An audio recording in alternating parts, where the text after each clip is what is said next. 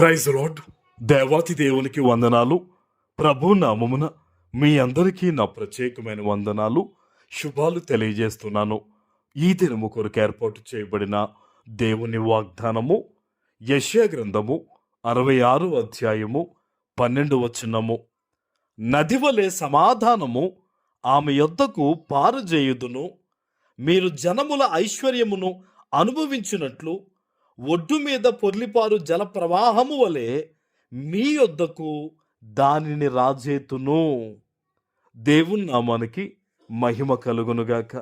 ఈ ఉదయకాల సమయంలో సర్వ సృష్టికర్త అయిన నీ తండ్రి నిన్ను ఆశీర్వదించి గొప్ప వాగ్దానాన్ని నీకందిస్తూ ఉన్నారు. హల్లెలూయా. ఈ దినము సమాధానము నీ వద్దకు రాబోతూ ఉంది. అది ఏ విధంగానో తెలుసా? నది వలె, ప్రవహించు నది వలె సమాధానము నీ వద్దకి దేవుడు పంపించబోతూ ఉన్నారు. ఆమేన్. ఏ విషయములో అయితే తండ్రి నా జీవితంలో ఇదిగో ఈ విషయంలో నాకు సమాధానం లేదు, ఈ విషయములో కృంగుదల, ఈ విషయంలో తండ్రి నిద్ర లేదు, భయంకరమైన ఇబ్బందులు నేను పడుతున్నాను, నువ్వు బాధపడుతూ ఉన్నావో, నేను చూచిన నీ తండ్రి ఈరోజు నీ వద్దకు సమాధానాన్ని పంపించబోతూ ఉన్నారు. అది ఎంత గొప్పది అంటే, నది వలె సమాధానము ఆమె యొద్దకు పారజేయుదును అంటున్నాడు. అంటే దేవుడే నీ వద్దకు సమాధానాన్ని పంపించబోతూ ఉన్నాడు. ఆనాడు పేతురు రాత్రంతా ప్రయాసపడ్డాడట. తన జీవితంలో ఉన్న కొన్ని ఒడిదుడుకులు తొలగించుకోవడానికి ఆ చేప ఏదైనా దొరుకుతుందేమో అని రాత్రంతా స్నేహితులతో కలిసి ప్రయాసపడ్డాడు. సమాధానం లేదు, నెమ్మది లేదు.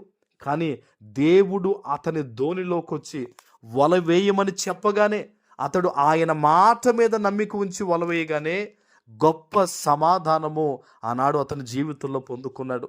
ఈరోజు నీ జీవితంలో కూడా దేవుని వాగ్దానం అనే సమాధానం నీ వద్దకు వచ్చింది. నువ్వు ప్రార్థించే వ్యక్తిగా ఉండాలి. ఈ వాగ్దానం వినిచి ఉండగానే నీ 2 చేతులు ఆకాశం వైపు ఎత్తి ఈ వాగ్దానం ఎత్తిపెట్టి ప్రార్థన చేయి. తండ్రి, నీవు సమాధానం ఈరోజు నా కొరకు నువ్వు పంపిస్తున్నందుకు నీకు వందనాలు.